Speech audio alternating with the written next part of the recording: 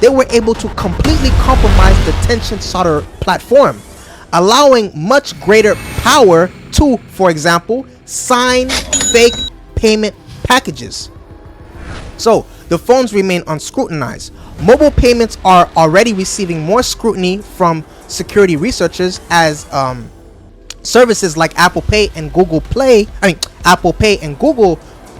gain popularity in the West. Hello, my name is Marc Drouinaud Jr. If you're new here, I do cyber-related videos. We have a bug in a phone that is causing payment forgery. Not with my money, not with your money, not with our money. We're gonna get right into it. We're going dark. This is courtesy of Threat Post. So mobile transactions could have been disabled, created and signed by the attackers. Smartphone maker, I don't know what that is. I'm just gonna say XIAOMI, right? So every time I say X, it's for this maker, XIAOMI. The world's #3 phone maker behind Apple and Samsung reported it has patched a high severity flaw in its trusted environment used to store payment data that opens some of its handsets back to attack, right? It opens some of its handsets to attack. You better not attack me. Anyways, researchers at Checkpoint Research revealed last week in a report released at DEF CON that the X smartphone flaw could have allowed hackers to hijack the mobile payment system and disable it, or create and sign their own forged transactions. The potential pool of victims was massive, considering 1 in 7 of the world's smartphones are manufactured by X, according to Q2 2022 data from Canalys. The company is the 3rd largest vendor globally, according to Canalys.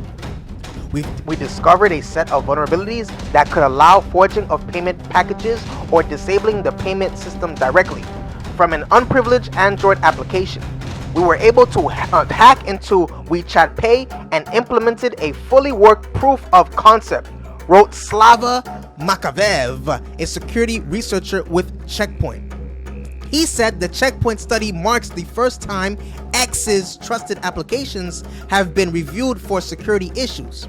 WeChat Pay is a mobile payment and digital wallet service developed by a firm of the same name, which is based in China. The service is used by over 300 million customers and allows Android users to make mobile payments and online transactions.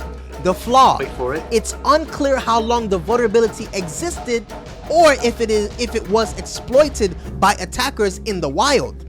The bug, tracked as CVE 2020-14125, was patched by X in June and has a CVSS severity rating of high. A denial of service vulnerability exists in some X's models of phones. The vulnerability is caused by out-of-bound read/write and can be exploited by attackers to make denial of service. According to NIST, common vulnerability and exposure description of the bug.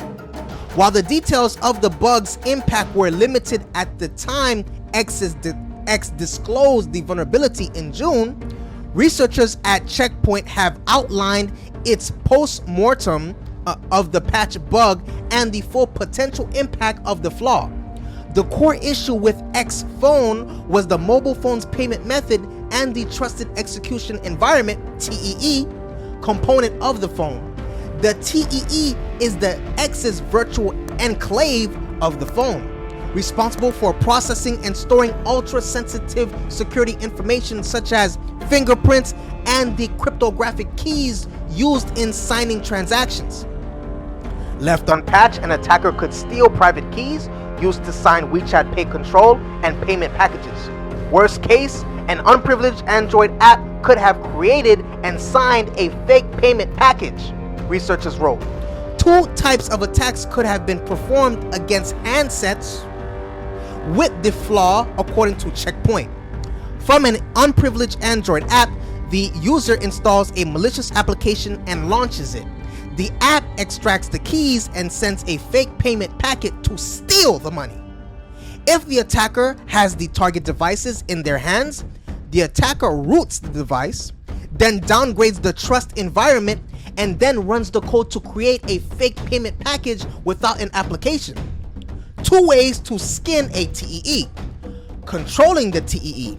According to Checkpoint, it is a MediaTek chip component that needed to be present to conduct the attack.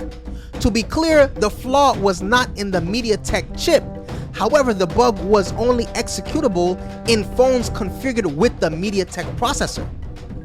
The Asian market, the researcher noted, is mainly represented by smartphones based on MediaTek chips.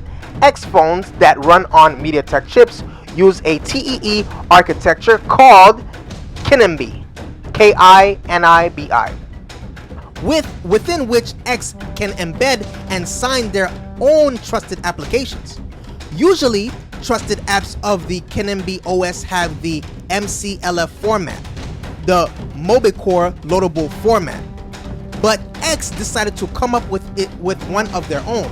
Within their own format, however, was a flaw, an absence of version control, without which an attacker can transfer an old version of a trusted app to the device and use it to overwrite the new app file. The signature between versions doesn't change, so the TEE doesn't know the difference and it loads the old one. In essence, the attacker could have turned back time, bypassing any security fixes made by X or MediaTek in the most sensitive area of the phone. As a case in point, the researchers targeted Tension Solder, X's embedded framework providing an API to third-party apps that want to integrate mobile payments. Solder is what's responsible for verifying payments between phones and back-end servers for hundreds of millions of Android devices worldwide. The researchers performed time travel to exploit an arbitrary read vulnerability in the Solder app. This allowed them to steal the private keys used to sign transactions. The arbitrary read vulnerability is already patched, while the version control vulnerability is being fixed. In addition, the researchers came up with one other trick for exploiting Solder.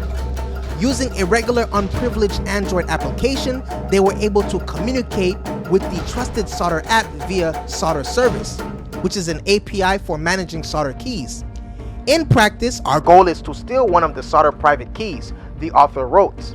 However, by performing a classic heap overflow attack, they were able to completely compromise the Tension Solder platform, allowing much greater power to, for example, sign fake payment packages.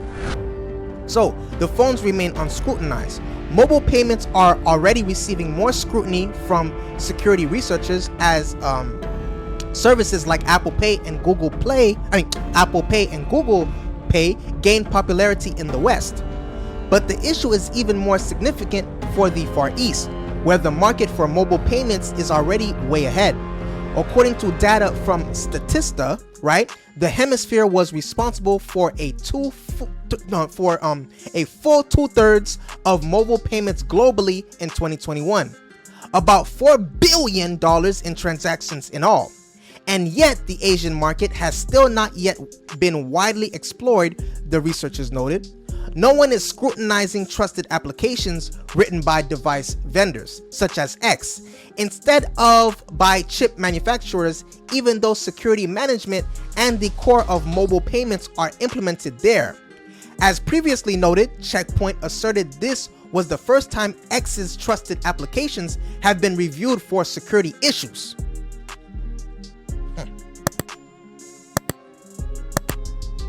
That's your news. Please feel free to watch, like, and comment other videos on this channel. Subscribe now.